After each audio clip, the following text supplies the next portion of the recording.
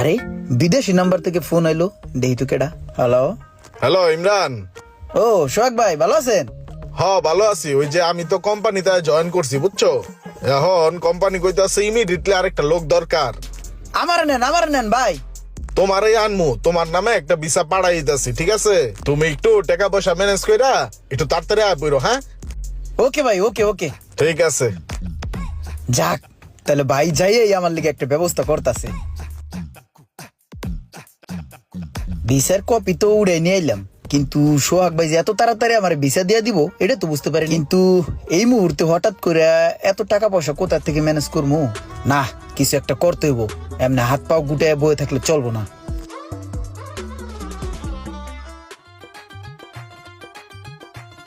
কিরে কই যাস? বাইরে যাইতাছি গে, বুঝছোস? দোয়ারাইস জায়গা।